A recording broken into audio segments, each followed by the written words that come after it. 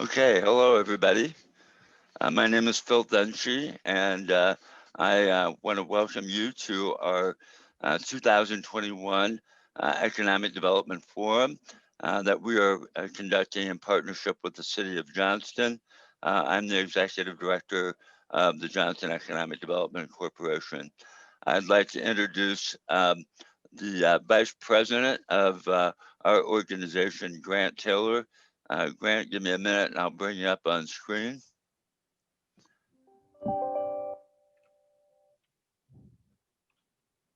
Hang on.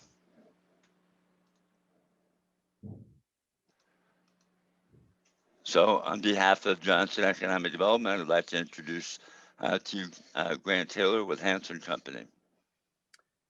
Thanks, Phil. Hello, everybody, and thank you for your time this afternoon and for joining us here for the Annual Development Forum. My name's Grant Taylor, as Phil mentioned. I'm one of the executive board members at JEDCO. I have the honor to serve on the board and work with both Phil and the city in promotion of Johnston and all things economic development.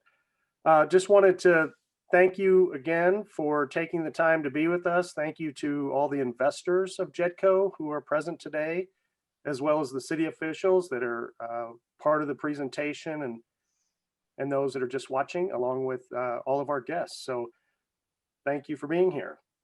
Also, probably appropriate to thank our sponsors, Reliable Maintenance Company. They're our main sponsor of today's forum. And then, of course, we can always count on Wasabi, Wine Styles, and Enterprise Iowa, who also have helped make this presentation for all of you available as well. Pretty straightforward and simple agenda today. You'll hear from folks from the private sector side, experts in the field, Steve Scott with Location CRE and the Ruffwoods development, Brian Erickson at NAP, and Chris Trasper at Hubble. And you'll also hear from Jim Sanders and Adam Plaguey from the city.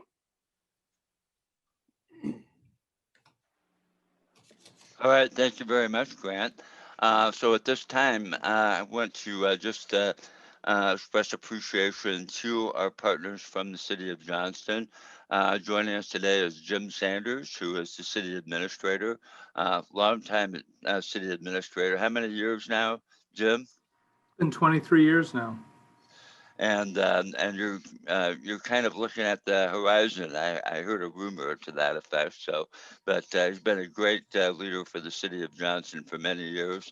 Also, David Wilberding. When I started working with JEDCO, David was sort of like the lead planner, but he wasn't the community development director. But for a number of years, David has been the community development director for the city of Johnston. And I would just make an observation that I've seen other community economic development departments, and there are some, I think, who would set themselves apart by being leaders in things like environmental mitigation, stormwater management, doing development in a smarter way than maybe have been done in the past. And I think David and his department really exemplifies that. And I also want to introduce Adam Plaguey. Adam is the Economic Development Manager for the City of Johnston. It seems like he's still very new, but I think it's been several years now since he took that role. And I have to say that, you know, he's been very engaged in the creation and management of economic development agreements. He's also been somebody who behind the scenes has spurred on planning that is leading to big projects. The Ignite project on Merle Road is just one example of the things that Adam has accomplished in his tenure with the City of Johnston. So we have a strong administrative and economic development team within the city, and I'm pleased to turn the podium over to Jim and David and Adam. And I believe you should have the ability to share your screen with your PowerPoint. And thank you for joining us here today, gentlemen. Thank you. Okay, thank you, Phil. Appreciate the opportunity for the city to share information with the group this afternoon. David and I are going to share in the presentation, so we'll get started here. First of all, I'd just like to show our mayor and city council members. These are the people that give us the policy guidance for all of our economic activities, as well as many other things that the city does. I just wanted to point out a couple things. First of all, John Temple on the lower right, he's been appointed to the city council on an interim basis. Actually, the election for the special or primary election for replacing the seat that was vacated by Councilmember Soroka in January is today. And so there's 4 individuals that are running for that council seat. And the actual election, it'll be narrowed down to 2 candidates today. The actual election will be on June 22nd. So we will be getting a new city council member here in the next month or so. I do want to recognize Phil and Jedco for the forum, the candidates forum they did last Wednesday. And I think it was one of the times when people could really see who the 4 candidates were and what they were wanting to do if they were elected to the city council. So it ended up being a great forum and an excellent conversation with those individuals. So if you haven't voted yet, I believe the polls are open until 8 o'clock tonight to narrow the field down to the 2 individuals that will be running for the city council seat. So just wanted to pass that along. First thing, there's several things that the city has done within the last year that I wanted to share some information. We did do a community survey, both a community and a business survey. The community survey, this is the 4th one that we've done. The business survey is the first one we've done, but I want to share some basic information from what we learned through that community survey. The one thing I want everybody to realize that the survey was done in November and December of 2020. And so some of the responses, and we'll get into some of the specifically COVID related responses, are somewhat tempered by the time frame when this was completed. So first of all, if you look at the slide here, a couple things I'd like to know. 87% of our citizens that were surveyed indicated that they were satisfied with the quality of life in Johnston. 86% overall quality of city services. And with these surveys, we compare ourselves with many other cities across the nation, and we do tend to be on the higher end of some of the many surveys that the firm that does our surveys have. And so we're real happy with that. This certainly gives us an idea that we're on the right track. We're doing some great things, but we always have areas that we can improve as well. If you look at the next one, 62% identified the attraction of new companies or expanding existing companies is a top economic development priority, which fits right into the JEDCO mission.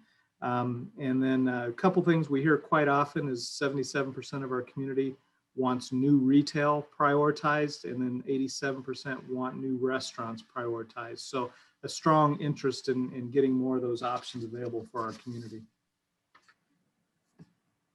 I know there's a lot of information on this slide and a couple more that that are coming up, but the information here, it shows the difference between the 2013 survey, which is in the dark blue, 2018 in the light blue, and the yellow or gold 2020. So this shows you trends. You don't see a lot of differences here, but it gives you an idea of where some of the priorities are. Just looking at the top 2, overall quality of fire and EMS and overall quality of police services always rank very high with our community. Overall quality is ranked at 94% for fire and EMS and 92% for police services.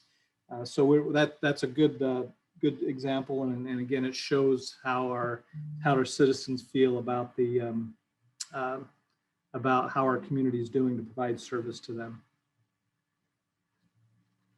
The next slide talks about, and it's sort of a variation of the slide we just saw, but where should we spend the most emphasis in the next 2 years? And this is where we pick out items that we really need to focus on. And I'll really take a look at the top 3 there. Overall traffic flow of the city. This has been a consistent one that we've had through our various surveys that we've done, and that's a difficult one to address in some respects, but it's very important. And so we try to do a lot of things to improve the traffic flow in our community, and a lot of our public works projects do try to reflect that. This next one down is a quality of city streets system, which again is we continue to work on that. Probably the best example is improvements to Northwest 54th this year between 100th Street and 86th Street. And then the other one that really got some emphasis is the overall quality of recreation programs and facilities. And again, we're making some strides there, and David will talk about one of the projects we're working on with Ignite that'll help address some of these issues. But this is where we really see some of the items that our citizens really think are important and they want us to emphasize over the next couple of years. The next slide is really specifically related to COVID. Because of where we were, and again, these surveys were done in November and December of 2020, we did ask our citizens how COVID is impacting our community. And this, again, in November and December of 2020, 66% of our residents were very concerned with COVID and the impact COVID would have on our community. If you look at the other next two boxes there to the right of that one, it does show that 90% of our citizens at the time had shopped at a grocery store, department store, home improvement store in the past week. And again, that was really during Christmas and the holidays, so we might be surprised that that's a little bit higher than I may have thought. And then 31% of our residents shopped at a small specialty store, which again probably wasn't where people were most comfortable during that period of time. So, but we did want to ask some COVID-related questions and get some feedback from our citizens. The next item, I know there's a lot of information here as well, but this, as I mentioned earlier, this is the first survey that we've done to include our businesses. And so we did focus on some of the COVID issues, again, with that time frame. If you look about halfway down the page, it says 30% of respondents had to change their business hours due to the pandemic. And that is coming directly from our business community who were the ones that completed this part of the survey. We know that happened, and you know, there were a lot of changes in how businesses operated, but this gives us a number of how it impacted specifically Johnston businesses. The next item, 54% of the respondents indicated their staffing levels had not been impacted. So what that means, 46% indicated that their staffing levels were impacted. So that's a significant number.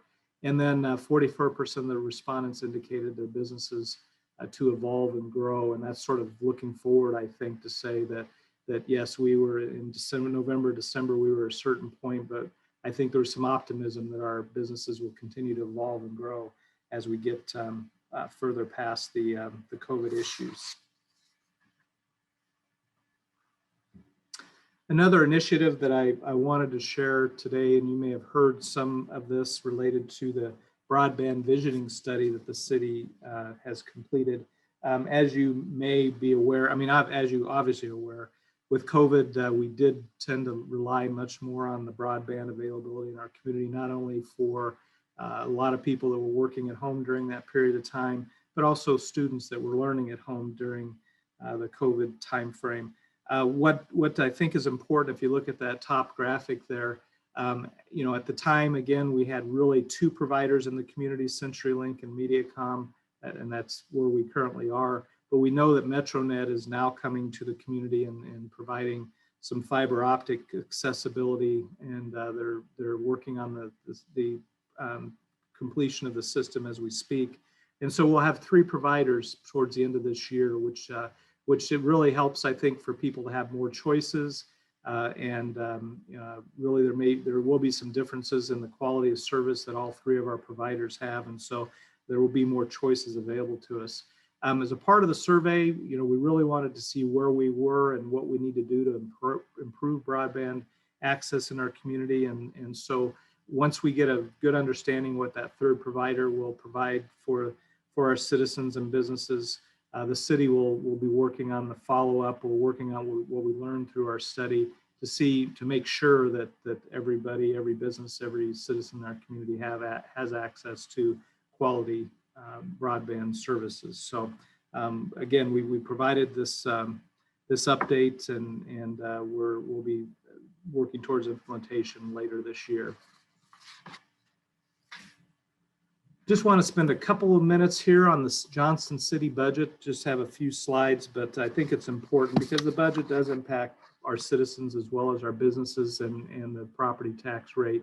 I really want to focus on the last two lines of this document. If you see where it says 1920 and 2021, we're currently in the 2021 budget. And what I want to show you is from 1920 to 2021, you can see that our property tax rate in Johnston fell from $11.65 per thousand to $10.63 per thousand. And we were very proud, and the city council worked very hard to reduce the property tax rate. And really the source of the revenue that enabled us to do that is the local option sales and services tax that was adopted by our citizens back in 2018, 2019. So that's a lot of what we did with the funding that we were able to create through the local option sales tax. And so so the next line shows that the total tax levy is for Johnston is about 28%. Was in 2019, 2020, and with the reduction of our property tax rate, we were able to reduce the percent of our property tax levy to 27%. And really what that means is that of all the taxes you pay, 26 or 27% goes to the city of Johnston. The other taxing authorities are the ones that collect the additional taxes there. So just wanted to show how the local option sales tax affected our tax rate. And we'll also say that we were able to hold the tax rates in 2021, 2022, which begins July 1 of 2021 is when the new budget goes into effect, the new tax rates, but it's going to be the same that you see here for 2021 at $10.63 per thousand.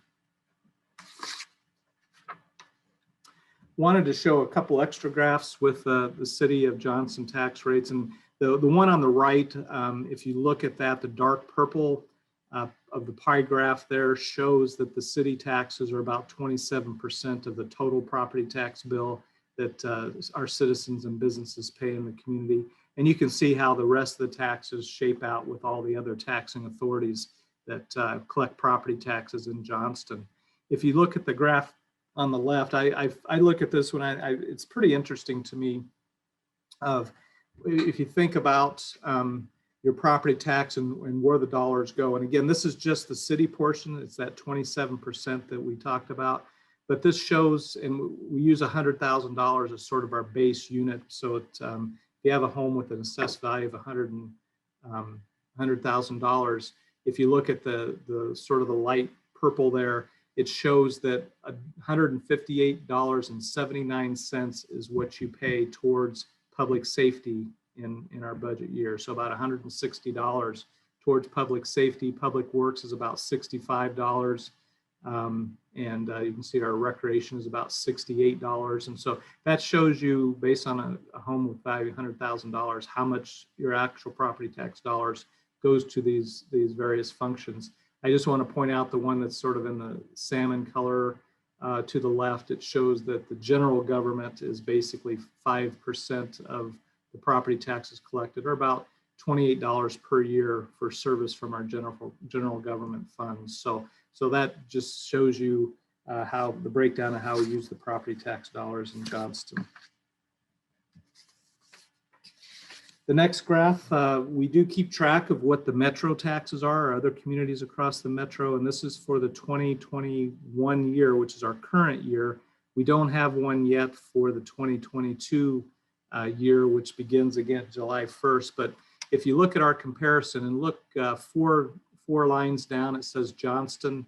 And if you look at the total levy, there's that $10.63 we've already talked about. And so the three communities in Des Moines area that have lower property tax, you can see Urbandale has 1016, and then there's Clive and Ankeny. And then the other ones we typically compare ourselves for actually have a higher property tax rate per thousand. But we look at this information every year just to make sure it's a good check to make sure we're in line with where other metro communities are. And so that's provides the basic information as we compare to other communities.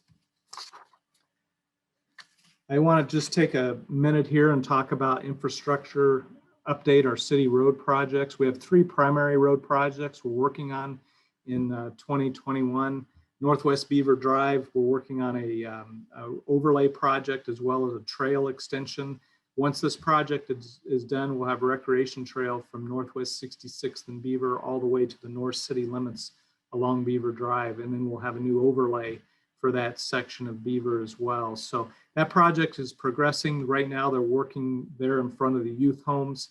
They're getting pretty close to getting that part done, and then they will start working from 70th Avenue to 66, which will be a lot more disruptive for some of the traffic there. But I think once the project gets done, we'll have a lot better access for the trail as well as a much more serviceable road there.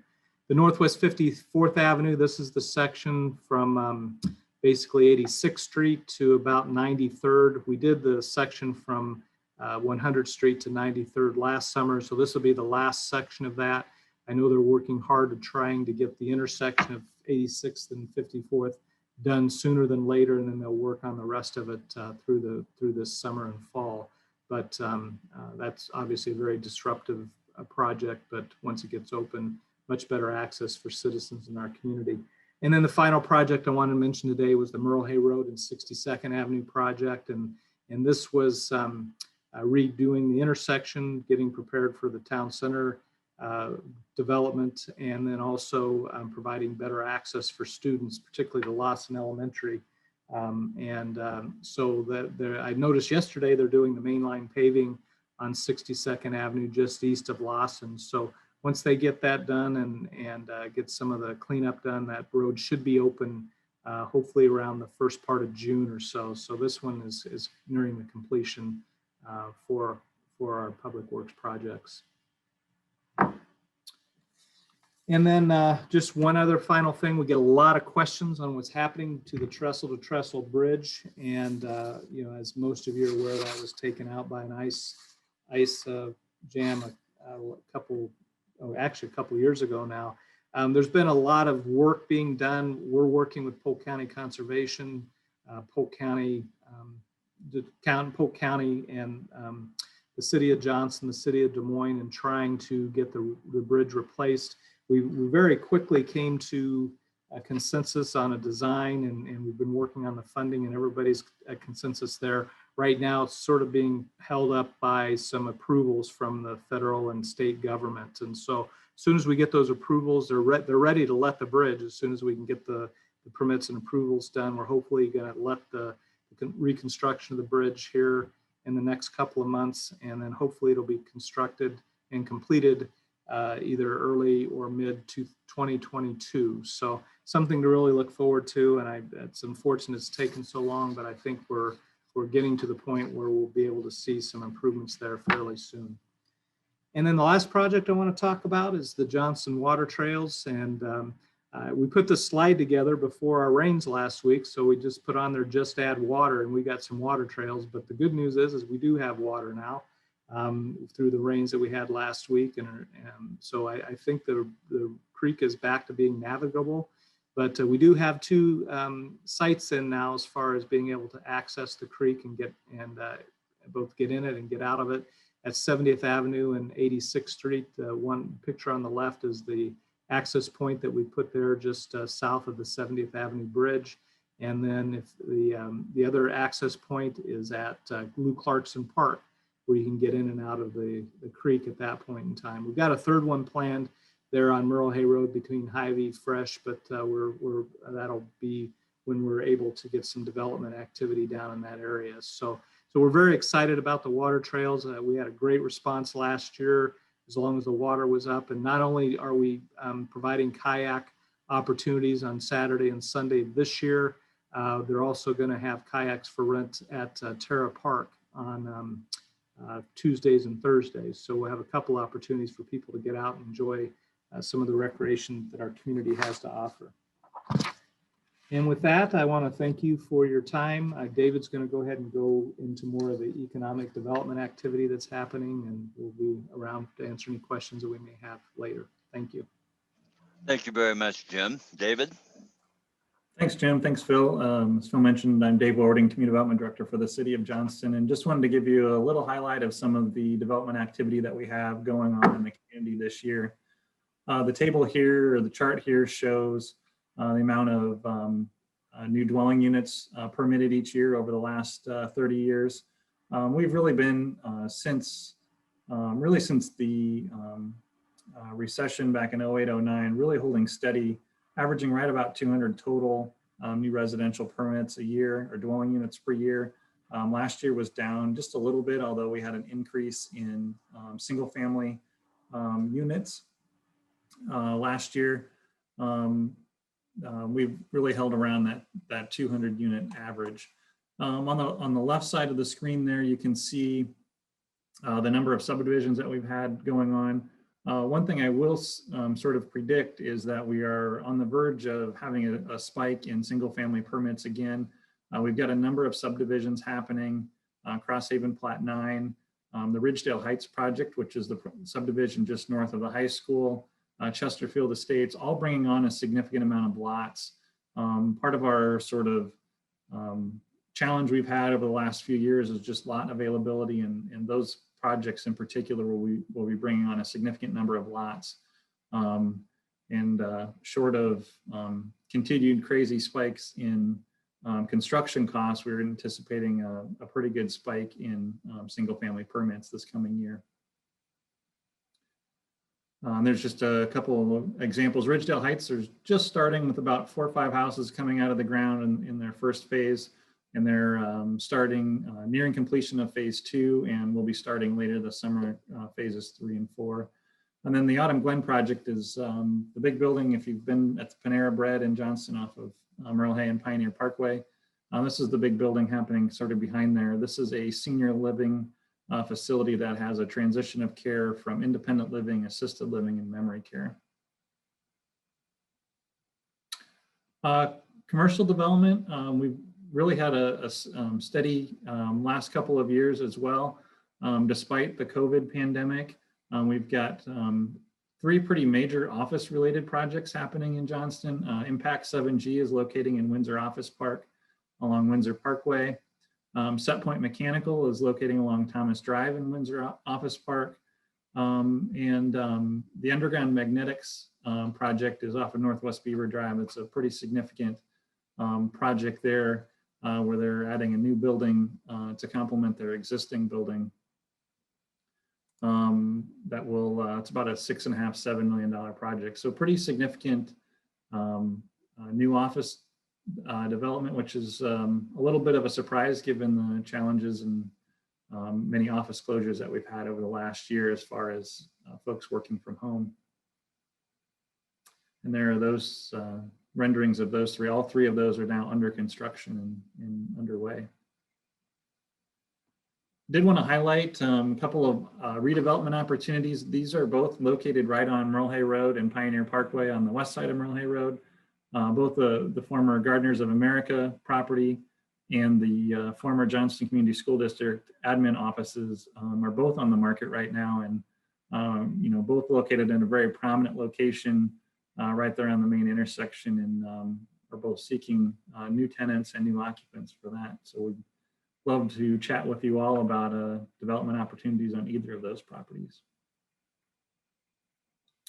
Certainly have to talk about, as we're talking about development in Johnston, the Johnston Town Center. This broke ground in the fall of 2019, and we officially moved into Johnston City Hall, the new Johnston City Hall, on October 12th of 2020. Still putting a few finishing touches on the building itself, but mostly done. And we're working very hard with our development partner, Hanson Companies, to complete all of the infrastructure, streets and such around the rest of the Johnston Town Center and around City Hall. Those should be completed right around the 1st of July as our targeted completion date. Along with that, we've put a significant investment back into this project for public art. And so on the top left there, you can see Up Down, or Merle as he's affectionately known. This is the famous sculpture that was formerly located in Merle Mall at the center court, and for the last 20 years has been in the backyard of Des Moines resident Jerry Scott. She very generously donated, as she referred to him, Merle, or as he's known by the artist. She donated Up Down to the City of Johnston, and he's now located in his new home just to the southeast corner of the Johnston City Hall, right along the trailhead and the bike path. The bottom left image there shows ripples, and so this is a piece of artwork that'll be located right next to the splash pad and ice rink, right at sort of the central space of the yard. This is an art piece that was done by Ronaldo Carrera out of the Iowa State University, and this will be a really cool sculpture that'll be installed here in the next couple of months. Many of you probably seen this graphic before. This is the site plan of the Johnston Town Center, with City Hall located right just to the east side of the yard. Hanson Companies is working hard to finish leases and working on the design of what will be 2 buildings located right on the corner of 62nd and Merle Road, a 2-story building that would have an upper level sort of patio area. And then this sort of looks like 2 buildings. This will actually be one entire building that would front Merle Road. Both of those buildings are anticipated to be starting construction here by late summer, early fall. And believe announcements will be coming soon on tenants as they secure leases with those users. And there's this is the top left is the building that's located along that would front Merle Road. So this would be the view from Merle Road, and the bottom right corner here is the building, the 2-story building that would front Northwest 62nd Avenue. Both are being designed by OPN and really in architectural styles that will complement the existing City Hall building. So we do want to sort of celebrate the grand opening of the Johnston Town Center. We are in scheduling a ribbon cutting and really a community festival on August 28th. That'll have activities and events happening throughout the afternoon, and culminating in the evening with a concert located on the stage right on the front side of City Hall that will feature Maddie Poppy. So those of you that are American Idol fans will recognize her. So a big event. We hope all of you can join us. There'll be certainly more information coming out about that, but really a celebration of cutting the ribbon on the town center, groundbreaking for the 2 commercial buildings. The splash pad will be operational, and we'll have different activities and events, tours throughout the afternoon, and the concert in the evening. Equally as exciting as the town center is a project happening on the south end of Merle Road. So this is Merle Road and Johnston Drive. The Jimmy John's, Bandit Burrito, and Sonic are located right here. The Ignite Sports and Fitness facility has purchased the property that was formerly the Imperial Industrial Park for a new sports complex. This will be a public-private partnership. So the northern half of this project would be owned and managed by Ignite. That's about a 220,000 square feet combined structure. The eastern portion of that would be about a 48,000 square foot gymnasium building that would house 8 multi-use courts that can be converted from basketball courts, tennis courts, volleyball, pickleball, etc., similar to their existing facility in Grimes. The western part of that building would be a field house that would be just about 115,000 square feet. That would include a 400-meter indoor track, which is tied for the longest indoor track in the state of Iowa, which would also accommodate a full-size football field and soccer field. And then the middle building would be a 2-story building that would have sort of seating onto both sides. So when you're here for an event or a tournament, you'd be at second level seating that would overlook the field house and the gymnasium, as well as support facilities for the entire complex, including a fitness facility, sort of a standard fitness facility and such, and sand volleyball courts, etc. Located just behind that would be an artificial turf area that would be multi-use. That would include up to 3 baseball fields or a full-size soccer football fields.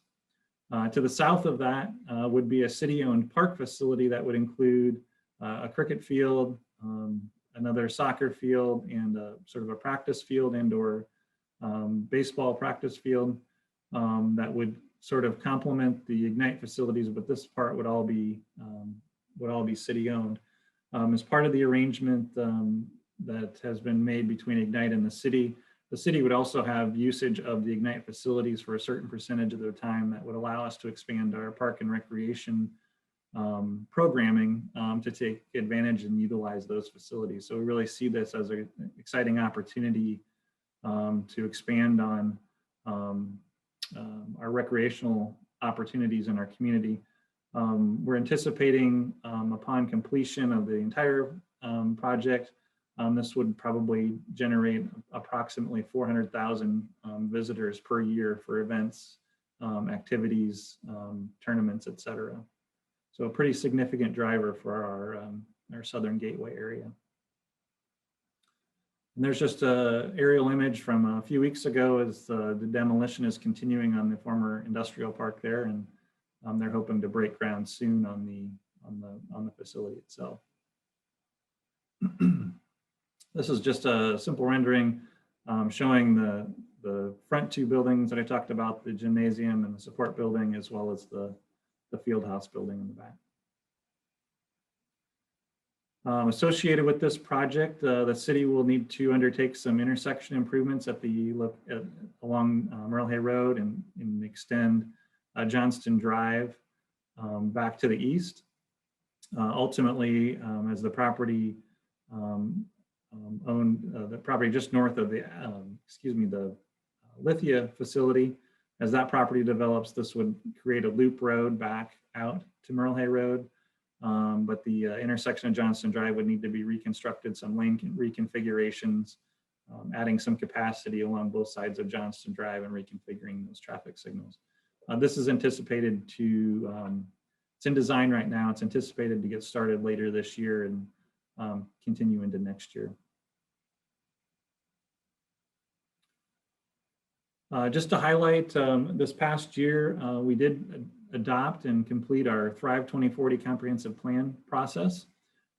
Just a couple of highlights from that process. It was about an 18-month process, extended a little bit because of COVID and needing to wrap that up and trying to figure out how to do public engagement in light of not meeting in person. So it took us a little bit longer, but we have a couple of highlights from that we want to highlight.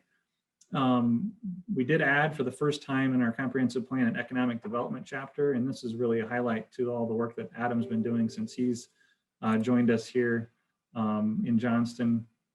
We did update our land use designations to made some changes on densities, and particularly our residential densities and districts. We did do some focus area planning where we really looked at our growth area to the north, northwest annexation area, and then really focused in on a couple of key areas that were existing areas that we wanted to give a little closer look to, the Windsor Office Park area, a couple of nodes along Northwest 70th Avenue on the west side of town. And then one of the key other takeaways, we really highlighted in the plan the need to update and modernize our zoning code. And that's a process that we'll be undertaking here. We just entered a contract with Hoisington Kogler Group, our consultant that will be helping us with that process. That's about a 15-month process where we're looking at our codes, which haven't been updated since the early 1980s, to really look at modernizing those and making sure that they're maintaining consistency with a comprehensive plan. One of those focus areas that we talked about in the comprehensive plan is what we call the Northwest Annexation area, the Beaver Creek Annexation area. This is the area along 141 and Saylorville Drive or Highway 415 or the mile-long bridge. Quite a bit of activity happening in this area. We have done a number of annexations. This map shows the future land use map from the Thrive 2040 plan. In conjunction with the Iowa DOT, Polk County, and the City of Grimes, we've been working on the Highway 141 traffic study. We're nearing final completion of that, and this will really set the stage for where access locations will be, how they'll be controlled from the interchange at 141 and Highway 415 all the way down to Highway 44 or Northwest 70th Avenue. That'll really help us provide some guidance to developers as they're looking to develop properties in this area. We have started the design of the first segment of sanitary sewer that would extend from the Cross Haven area up through Camp Dodge to the Towner Drive 141 area. And with construction able to start here within the next year. We have had some ongoing litigation with Senior Rural Water over the last couple of years. The Iowa State Supreme Court did rule in the city's favor here just a few weeks ago, and we're hoping that action will get that resolved so we can get water service figured out and provided to that area as well. We are seeing and getting a lot of interest in development, and so that's why we've been working so hard on both the sewer and the water issue to get this area opened up as a future growth area. I guess I touched on this a little bit soon. So here's just an update on our zoning and subdivision regulation update process. As I mentioned, it's first time we went through this since the early 1980s, and we are expecting about a 15-month process. I will say there's going to be early on in the process an opportunity for the development community, both developers and the designers who use our code frequently, to have a series of roundtable discussions so we can sort of talk about areas of questions or concerns that we need to focus on. And so be looking for an opportunity to participate in those meetings here within the next couple of weeks, or excuse me, couple of months. I'm going to wrap up here with just a highlight of some of the events that we have planned for the rest of 2021. The farmers market is starting today. That's going to be happening at the library parking lot for the time being. Once the town center is opened, we'll be moving that back here to the Johnston Town Center and close to City Hall here. Green Day, Sunday in the Park, Mayor's Run for the Trail. I've already mentioned the ribbon cutting for the town center. And a couple of events that our public safety put on, Trunk or Treat and Coffee with a Cop, Breakfast with Santa, coming in December. And so with that, I'll conclude and thank you all for your time, and thank Phil and the Jedco team for putting this event on. Hey, thank you very much, David and Jim. Before we let you go, we do have the chat pod open. I would invite anybody that has a question to submit it to the chat pod, and you've got an opportunity. The city leadership is right here. Please submit a question if you have anything. And while I'm waiting for that, I am going to share my screen, and we're going to switch over to a different presentation.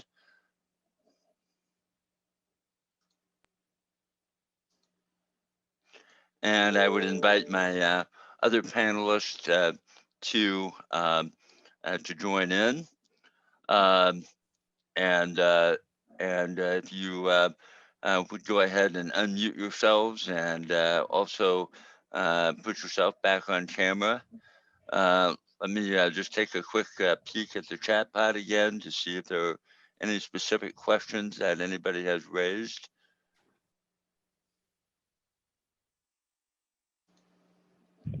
I'm not seeing any questions here, so we'll go ahead and move on. And what you should be able to see, hopefully, is a PowerPoint slide and introduce our panelists. I'm going to, while you guys are getting yourselves situated, I'm going to go ahead and make a few introductions here. So to begin, I would like to introduce Steve Scott. Steve serves as principal of Locate Commercial Real Estate. He has over 20 years of real estate experience. That might be understating it a little bit. Steve is an expert in tenant and landlord representation for retail and office clients, including several Fortune 500 companies. Steve is a member of the Jedco Board of Directors. Thank you for joining us, Steve. Next is Brian Erickson. Brian is a Senior Vice President of Brokerage Services with Knapp Properties. His responsibilities include seller and buyer representation and marketing of the Knapp Properties portfolio. Brian joined Knapp Properties in 2014. He is also a member of the Judge Hope Board of Directors and currently serves as our organization's treasurer. And next is an old friend, Chris Trasper. He is the Vice President of Commercial Development for Hubble Realty and Investor Relations Equities. Chris started his career in Atlanta, Georgia. I have to know the story of how you got to Des Moines. He's worked for a design and build general contractor there, and then he returned to Iowa to work for a principal financial group. And Chris, I want to welcome you, and so to Steve. And Brian and Chris, thank you for joining me today. If you could each take a turn and say hello just to verify that you're on camera and that your audio is working, that would be great. Good afternoon. All right. So the way we have this organized, this is supposed to be a panel discussion. We have three very experienced economic developers, people who have been in the field. They're private sector oriented. They work in retail, commercial. They have done industrial. They have a lot of deep experience. Another reason why they have been invited to participate in this panel is because they know Johnston. They've done projects in Johnston and have some experiences to share. So gentlemen, to start with, I mean, the first couple of questions I want you to each take a turn at because we want you to tell your story and the story of some of the project activities that you had in Johnston. And then as we get deeper into the questions, take a moment, think about them, and if you have a comment, join in.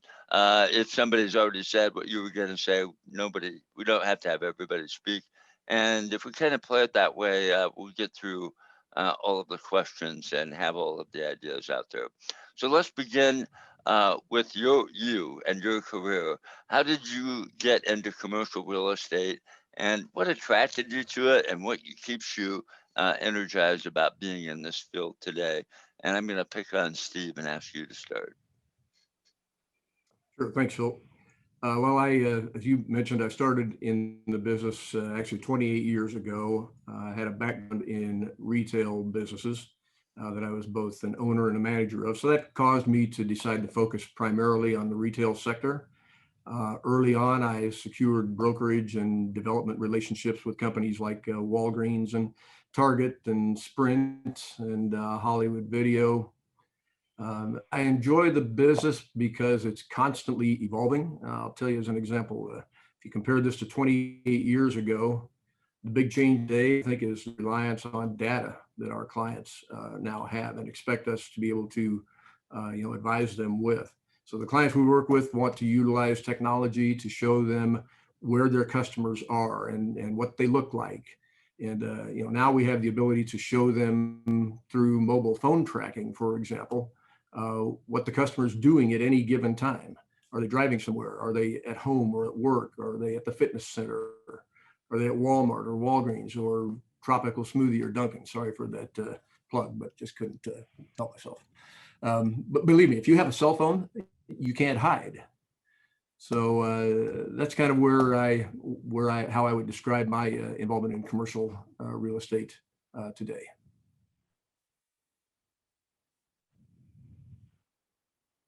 Would you like me to go on, Phil, with describing the latest project? Brian, let's do the introductions first. So Brian, you take a stab at how'd you get into the career? So into commercial real estate. Prior to that, I spent 10 years doing global corporate real estate for the Des Moines-based software development company. They asked me to relocate to Portland, Oregon. I said no. Had a conversation with my wife, about what I really wanted to be when I grew up. And I told her I wanted to get on the brokerage side of what I was doing. She asked if I was prepared to, do 100% commission. I said absolutely. Had a conversation with Kurt Mum, and his shop, and started there. And actually, Steve and I worked together for 10 years before I left to go to Knapp. What attracted me originally, my dad's been a broker for 48 years, spent 21 years with Iowa Realty Commercial. So effectively, I'm second generation to work for Bill Knapp. I liked the process. I liked the business. You have to be a deal maker, a bit of a gambler. You know, I like trying to find a solution for a problem that other people can't find the solution for. That's really what keeps me excited about it today. I completely agree with Steve's perception on how things have changed. This is my 17th year in brokerage, but looking back to when my dad started his career, it was a pocket full of quarters for payphones and a pager, you know, and then that evolved into fax machines. And, you know, and Steve's right. Now you can't hide from anyone with today's technology, and prospects, customers, clients are looking at the same data we are roughly at the same time and asking very detailed questions. So it's fun to try to stay ahead of the curve on, you know, technology and stay ahead of our customers. Oh, that's a great answer. That's a lesson for all of us. Chris? Yeah, so just to answer an earlier question, Phil, I grew up in Ankeny, so that's you know, start how I ended up back here. But I did the boomerang. I actually did my undergrad in structural engineering at Vanderbilt, and then moved down to Atlanta. Circled back, worked for principal real estate investors for 14 years, and just kind of got this bug of, you know, why am I on a plane all the time going to all these different markets? I could be doing this here locally. And it, you know, worked out well with, you know, kids activities and things like that to try and be local. So I took an opportunity over at Hubble in the development group, and have been here for about the last 4 years. So just the motivation to try and be local and apply some of that here to the Des Moines Metro was exciting to me. Awesome. Well, welcome back to your home area. Glad to have you here. So, kind of associated with that is, you know, you guys have each had some experience in Johnston. You know, Steve obviously very aware of the long-term effort that you put into the Ruffwood development. That was not something that happened overnight. A lot of hurdles to overcome. Maybe some nasty things were said about you along the way, even, you know, but good things too.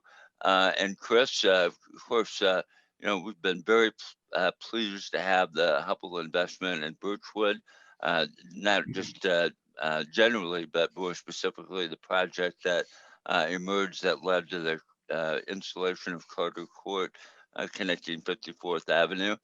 And, you know, Brian, I've known him for a long time from the perspective, I think originally we got acquainted because he was representing the property at Village Square, but Knapp is also associated with West Park, and of course representing clients in the Merle Road Gateway area.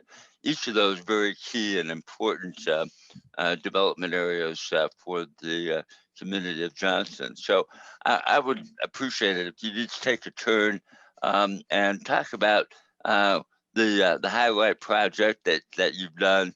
What if there's any news or updates that you want to share about maybe a phase 2 that's coming along with any of those, or maybe you're looking for, maybe you've got some news about a breakthrough that you expect to happen here that would, I know that would, some of those might make the mayor very happy. And any lessons learned, you know, what have you learned there that would say, I wish maybe we could have done it differently, or maybe a different approach should have been taken? Were there any barriers that you had to overcome from I guess, a building code or a city policy that might be something that we can learn from? Not looking for criticisms, but, you know, what are the lessons learned? Steve, start out with maybe with something about the Ruffwood project. Okay, thanks. Yeah, as Phil just mentioned, my latest project is the Shops at Ruffwood, which is a new development at the corner of 86th and 54th with Iowa Ortho, Orange Theory, Duncan, Tropical Smoothie Cafe, and Cambo Nails. The vision for that has always been pretty much what you see there today as a first phase located on the hard corner. There will be more phases to come is what we intend. But the first phase is fully leased, and within about a week, it'll be fully occupied when Iowa Ortho begins seeing patients in their space. In terms of, unanticipated things or how has the project gone, overall, I would have to say the project has gone very well. But I'd be lying if I didn't say that at this time last year, when the pandemic was fully blown and we were understanding where it might lead to, there were some sleepless nights. The entitlements on the project, as you mentioned, Phil, took extraordinarily long to obtain.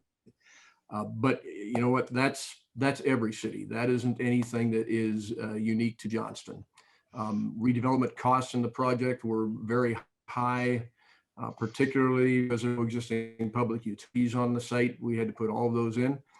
But once the city understood the opportunity and the vision, as well as the challenges that the site presented, they became very supportive and assistive in the project. So, I don't have any particular complaints about how Johnston was to work with on it. I think I would recommend to any developer that comes and asks me how's Johnston to work with, I'd give them glowing marks.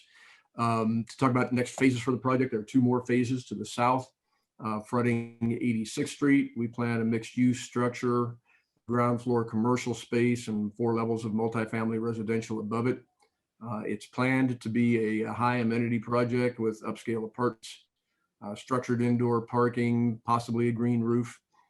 We've planned to commence work on that phase this summer, but as we've already talked about, construction material costs have just gone into the stratosphere this year. And so we've put our plans on hold until next construction season with the hope and even expectation that material costs are likely going to come down from what we're seeing out there in the marketplace because there is a slowdown that's taking place in terms of new construction and new development. To the west of the building, of the existing shops building along 54th Avenue, we have plans for another commercial building that may be retail space, maybe office space, medical space, daycare. That will be, for the most part, built to suit as soon as we have it 50% pre-leased. So I'll turn it over to someone else here to pick up from there. All right, Chris, thank you. Yep.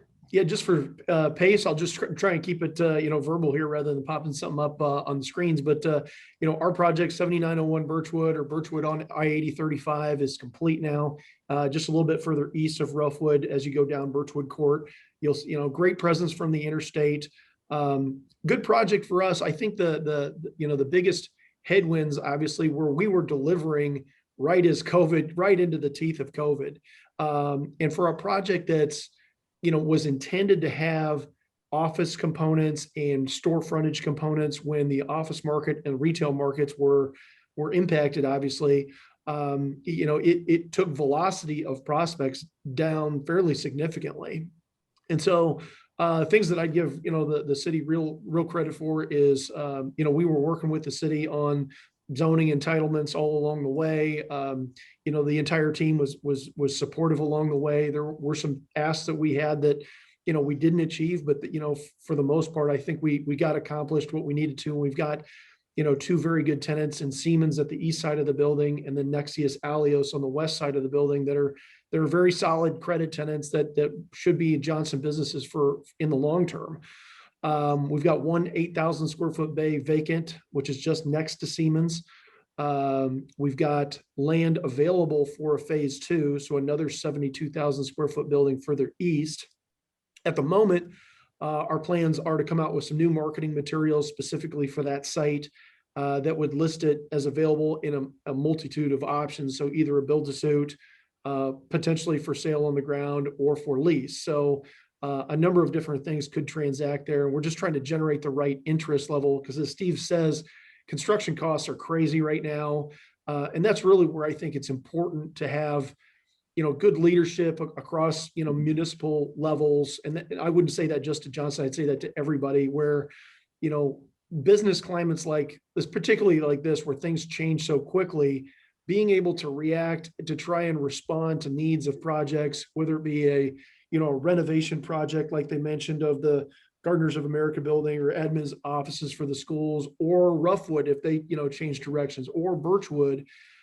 That's important from a development perspective to try and keep activity going. So, that would be my kind of words of encouragement there. Thank you. I may circle back to these ideas later on in the Q&A, so hold some of those thoughts, but Brian, share your story about your projects. So one of the projects was a third-party listing, which is now part of the land area that Ignite purchased. Not without its challenges, but we got the deal done. From a NAP perspective, we really don't have any projects underway. We do have some lots available at West Park. For our third-party clients, we've got the 5055 Merle Road, 10.2 acres that's readily developable. That has been almost a vertical challenge since day one. I do have 3 parties that are interested right now. We did receive a letter of intent to purchase. We've responded to that. They have countered and we've responded to their counters. So I hope that there may be some good news in the near future there. Village Square has always been a decent property. I've been associated with that for over 14 years now. Have touched every tenant on that project. Unfortunately, due to COVID, we lost 1 tenant there, but on the upside, we only lost 1 tenant there, and that was the CrossFit gym in the 5860 building. So we're looking for replacements there. One thing that we're really looking forward to is we have approximately 112 acres up on Highway 415, which is also Northwest Saylorville Drive. We're really looking forward to getting sewer water infrastructure in. We've done some concept plans on developing that out into a single family development. Just looking for more opportunities. To Chris and Steve's point, construction projects are slowing down. The costs are just crazy. I really question some of the folks that are building houses and continuing to build houses and buying lots to build houses right now. But that's on them. So that's all I really have right now. Yeah, well, I guess one of the things that just to build on that is that all of the examples that you gave kind of fit into the category. When I first started working with Johnston Economic Development a number of years ago, you actually had people saying, gee, there just is no place to develop in Johnston. It's totally landlocked. There's no place to go. And yet what we have seen actually over the course of the last decade and a half is there are a lot of opportunities, many of them redevelopment. And we've also seen the city take some steps to annex new area, primarily to the north, that are going to open up new opportunities. So you can't ever totally predict or pigeonhole anything to say, well, this is what it's always going to be. And I think about the Birchwood project, how long was it before the right conditions fell into place to build the connecting road to 54th Avenue? How long did it take for Steve Scott to put all the pieces together to assemble the property so that was developable? It really is a testament to the patience and the time that it takes in the market to make certain things happen. Moving on, I don't want to leave this area entirely about the projects that you're working on. If you have something else that you could add, that would be great. I'm probably going to maybe pick on Steve more than anybody else because Steve, you're representing a vacant facility over on 86th Street, formerly the Trasper. What is your current thinking about opportunities that may develop there? Yeah, so obviously we can't talk in detail because there are confidentiality requirements that are in place, but we are getting good activity on the building. One important thing that has happened very recently is that originally the property was only available for sublease. The parent company of Trasper is AWG. They have a long-term lease in place on the building. They've got over 10 years remaining on the lease. So they've got a long and expensive lease obligation there, but they have now made inroads with the owner of the property that enables them to sell the building now. And so that's a very important aspect, because right now there are more buyers in the market, or we're seeing at least more activity from buyers than we are from tenants on buildings like that. I mean, most of those buyers are speculative, that see opportunities to redevelop that property. It's a very strategic location, no doubt. One of the things that really aids that location are Johnston demographics. We've got a great demographic profile of the customers that are in this trade area in terms of incomes and household net worth, and so those are very attractive to a lot of retailers. We've had it in front of most, I would say, every grocer that would be a possible candidate. No one has rejected it. The grocery world is, the deal times or deal periods are lengthy. And so most of these grocers are looking two years down the road before they're ready to enter Des Moines or do another store in Des Moines. But that's the way that works. So, but the building has tremendous potential for, besides another grocery concept, medical use, service, retail. We've got interest from a couple of fitness centers that have looked at going into there.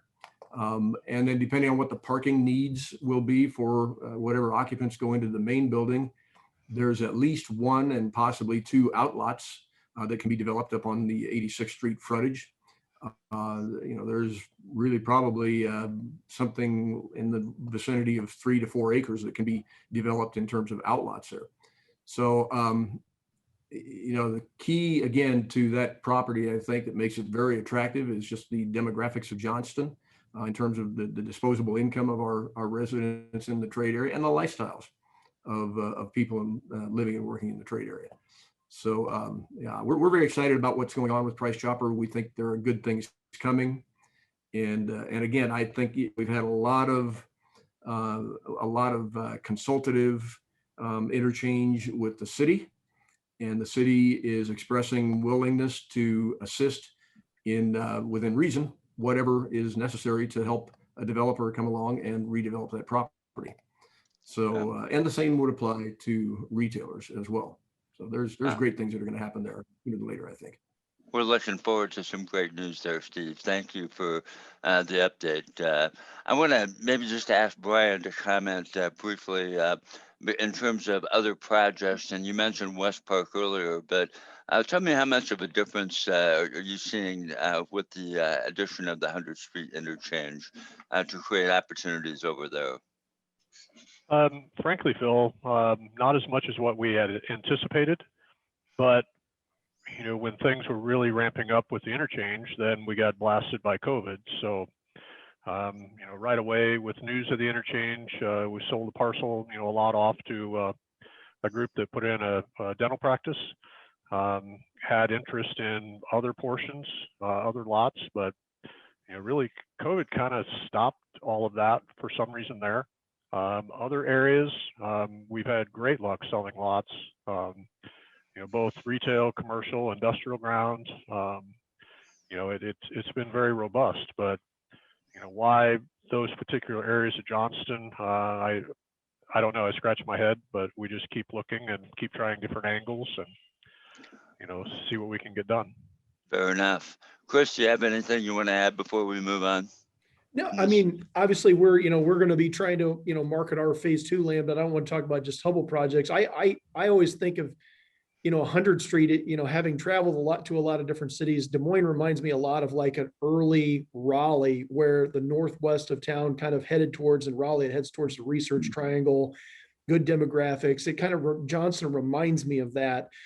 In the sense that, the traffic patterns will ultimately win the day in that area. It's just going to be a matter of how long it takes and some of the, COVID headwinds that temporarily kind of maybe set that back.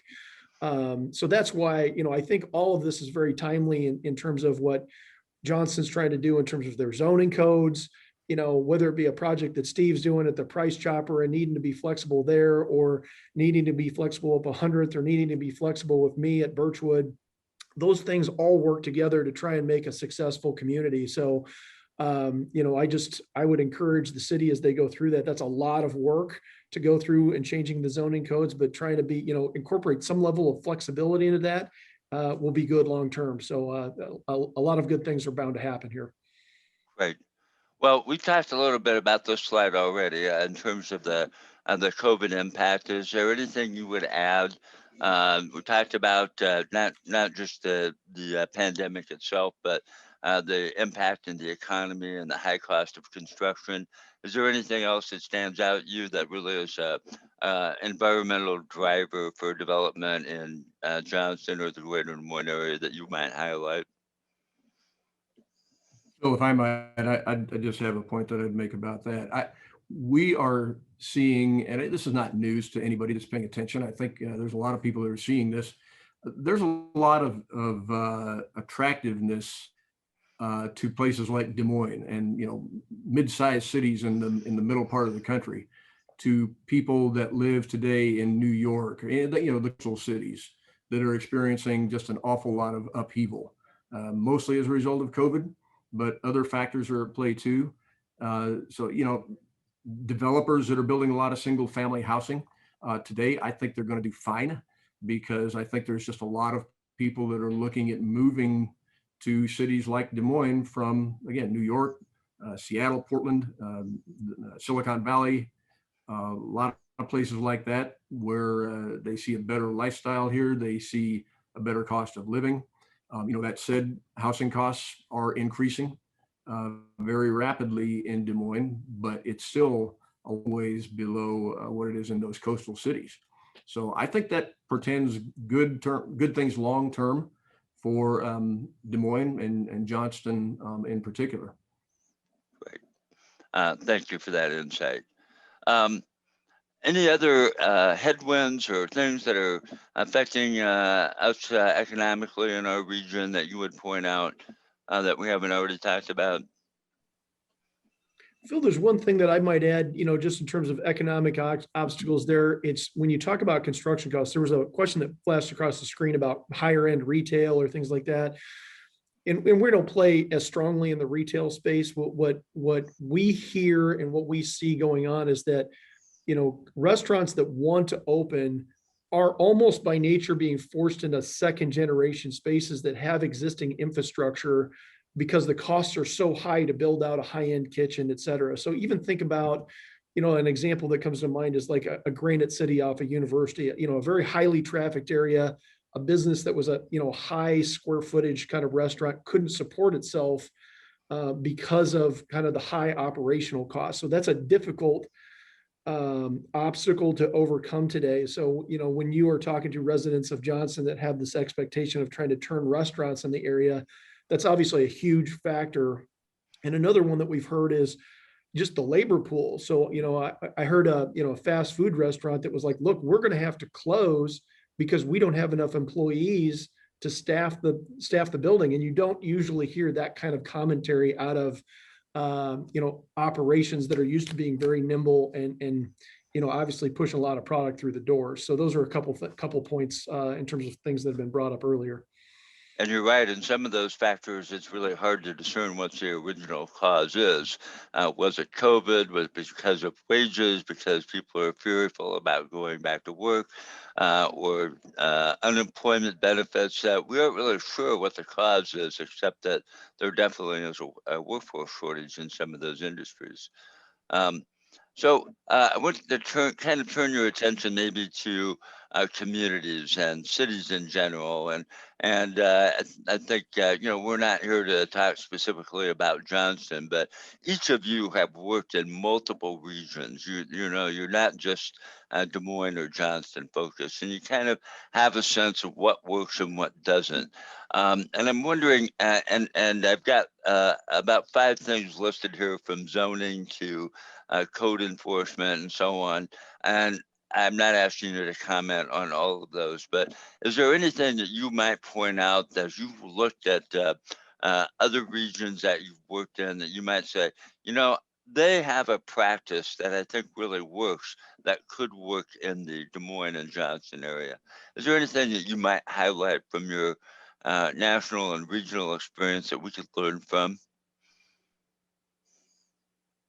I'll take that just quickly here. The only thing that I would really say, and this doesn't exactly address your 5 questions, Phil, but I will say that we, as a firm, Locate Commercial Real Estate, does a lot of work, for example, in Altoona and Bondurant and Ankeny, northeast quadrant of Des Moines, also over in Grimes.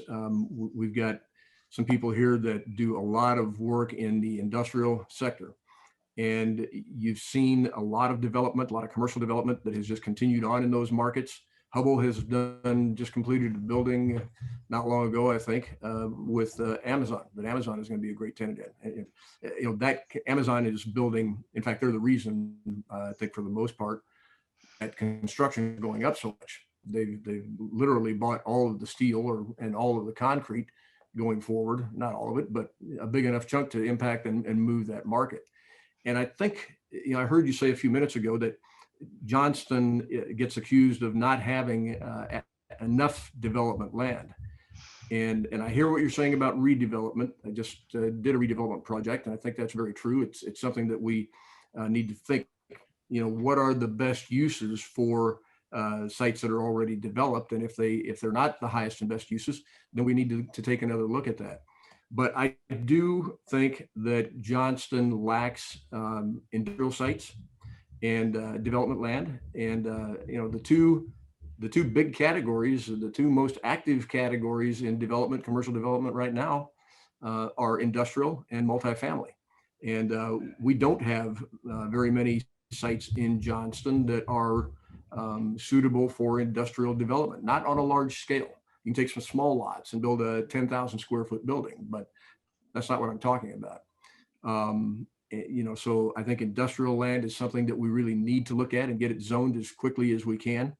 I didn't really get to look closely at the comprehensive plan that's being worked right now, but I didn't really notice much industrial land shown on there. And I think that's something that, this is going to be, we can't be looking at today, obviously. We've got to be looking down the road in the next 20 years. The other thing is, I know that our council is averse, at least at this point in time, to more multifamily. But my opinion is that, and that's all it is an opinion, but I am seeing this from trends around the country, demographic trends and lifestyle trends. People are living more in multifamily projects today than has ever been the case in the past. Single family will always be something that's popular. And, in Johnston, we're really kind of known as a great single family, but a bedroom community almost. And I think that we really need to take a hard look at, is that the right way for Johnston to develop? You can have multifamily development and have it be very well done and avoid some of the problems that got our citizens stirred up a few years ago. But it's got to be done the right way. But I think there are opportunities that are out there for us to be really thinking about that and redeveloping areas that can, help a developer take advantage of the opportunity in multifamily. I think generally, what we've advocated for is you have to have a diversity of housing. You have to support all the people that work in the community, and multifamily is a part of that equation. So I appreciate what you're saying. Any Chris or Brian, any regional or national practices that maybe we should consider in the Des Moines area? Well, not necessarily, regional practices. Just one thing I would like to comment on is Johnston, as long as I've been associated with projects in Johnston, it's been very easy to get projects approved, not getting any special treatment, but just, the atmosphere was good. Other municipalities that we work in, it's getting more and more difficult, to get things, even just get building permits. So I do appreciate, how easy it's been, over the last 17 years to get things done in Johnston. My opinion on Des Moines and the form-based zoning, not really a fan. I'd suggest not to go down that path if Johnston were to consider that in the rezoning work. I understand some of it, but I don't agree with it. So Well, you provided me with a great segue, and that is that, we've recently completed the 2040 comprehensive plan. Dave Wilberding talked about that earlier. Now they're looking at, they've hired a consultant to help them update the zoning and subdivision regulations, which, as David pointed out, hasn't been updated since the 1980s. What would you, in addition to what you just said, is there anything else that you would say is a major direction that the city should go in updating those regulations? We know there's going to be a public input process, but right out of the gate, what would you say they should or should not do? Again, don't go with form-based zoning. Yes, modernize the regulations, maintain buffers, but by maintaining buffers through various developments is, back to Steve's point, Johnston needs industrial ground. They need, I think they've missed out on the industrial opportunities. Hubble's done a great job on what I refer to as a clean industrial building. And I think there's more that can happen there. But it's not just Johnston. A lot of municipalities, Waukee has pretty much no industrial ground right now, no plans for it. Even Des Moines, is hesitant to go with industrial or heavy industrial, and I'm not by any stretch of the imagination, suggesting we need heavy industrial in Johnston, but something where I can put up a 100,000 square foot building and get a 3PL provider. Just look at the codes, look at the zoning, and maybe consider some of those other areas. Thank you. Bill, there's maybe one thing that there is one component about form-based code that I think is an interesting concept. And there's a lot of things that I would echo in terms of what Brian is saying as well. There is a fast track mechanism for things that kind of fit within a certain bandwidth. The thing that I think is in concept good about things like that in new zoning codes is whether you're, in Steve's situation, potentially having to reconfigure a price chopper, or whether you're in Brian's situation where he's trying to get, utilities for a different purpose in an area, and you're having to rethink a concept, having some expedited path or way to kind of a faster decision time can kill deals. And so those are concepts that I know they're difficult to traverse, but those are things that are very hard to have flexibility in a code environment that's very prescriptive. And that's the balancing act in my mind. Thank you. We're going to wrap this segment up here, but I did want to finish, and I think it maybe is appropriate to include the Highway 141 corridor as the biggest area for future growth. It's newly annexed. David and Jim talked about the efforts to plan for the extension of utilities into the area. The comprehensive plan defines it broadly as an employment area, which can include a lot of things. It was not classified as industrial, but I think one of the things you have to ask yourself is, what potentially could develop into that area. In terms of acreage, it's the next biggest thing that we have. As you look at the 141 corridor as a future area of growth, not just for Johnston, but basically Grimes, Granger, what do you see happening in that area in the next 10 years, and what would you like to see?